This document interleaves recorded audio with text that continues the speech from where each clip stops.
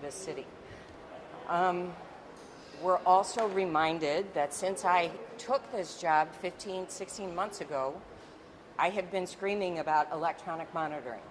Electronic monitoring is not an alternative to detention. It does not keep people safe. When the state's attorney's office asks for detention, we ask for detention because we believe that person presents a danger to the public. If we're not asking for detention, I don't care if they are monitored or not.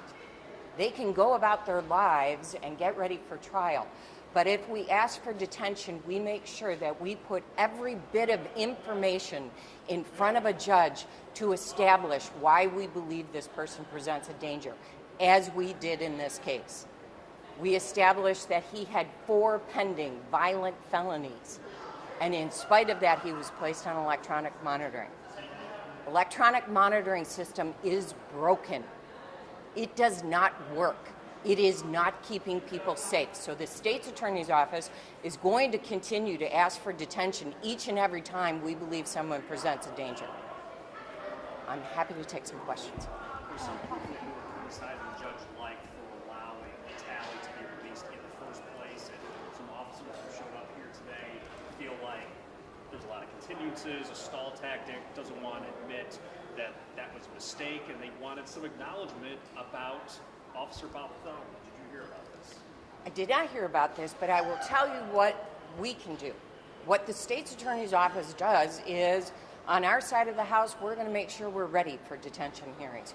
We've embedded investigators into first appearance court. We have our attorneys getting as much information as possible about a defendant, not just their criminal history, but had they been on electronic monitoring before? Had they violated the conditions of electronic monitoring before? If they have, they're clearly not a good candidate for electronic monitoring. We're going to continue to do our jobs in the best way possible.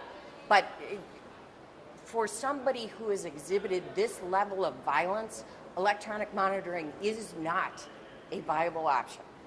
Whoa, whoa. Yeah, that was exciting.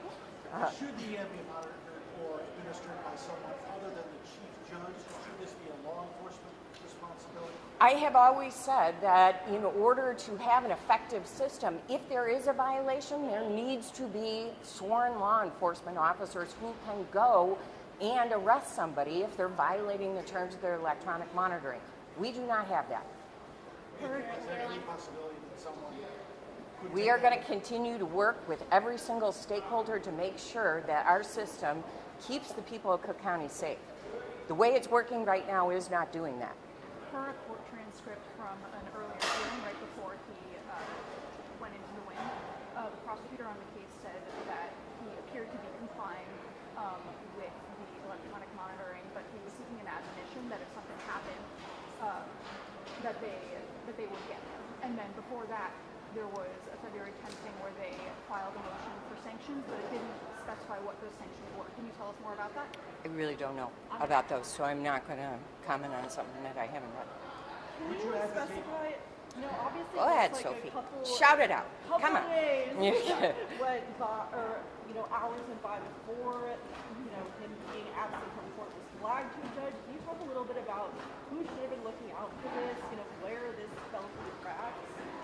There could be multiple points that this fell through the cracks, especially so the violations are coming in, somebody has to report the violation, it has to get into court, the judge has to rule on the violation and then has to issue a warrant. The warrant then goes to another law enforcement agency. There's so many steps here that it could have fallen through the cracks at any point. Did I get your reaction to the case being continued today all the way to Tuesday? That's not a surprise because he's being held on the murder of Officer Bartholomew until first appearance court on Thursday. We anticipate he'll be detained from there. So the violation, by the time the indictment comes out, the violation hearing will be after the indictment. Hi, Sabrina with Channel 2. Hi, Sabrina. When we look at the court records, he had violated the terms of his EM a few times in March before he missed a court appearance on March 11th, and that's when the warrant was written for his arrest. But that warrant was not related in any way to EM, so what needs to happen there so that the proper people are alerted, it's expedited in that What I would like to see is as soon as there's a violation, it comes into court that same day or within 24 hours and warrant issues at that point. That's how the system should work, that if somebody is given the benefit of being on electronic monitoring and they're violating, that benefit needs to be taken away immediately. What would it take to make that happen? I'm working on it. I'll get back to you. What is the message for the community? The message for the community is the Cook County State's Attorney's Office is doing everything we possibly can to make sure that the people of Cook County are being kept safe, that people who present a danger to the community are being detained. Okay, one more. Yeah, Charlie. Will it take a change in the Safety Act to implement signage? Stay tuned on that one. That was going to be my thing. Yeah. They said, so many people yesterday said, the Safety Act has a lot of flaws. It needs to be changed. Do you agree? I'll get back to you. Thank you all. Thank you very much. Thanks for Thank coming. you.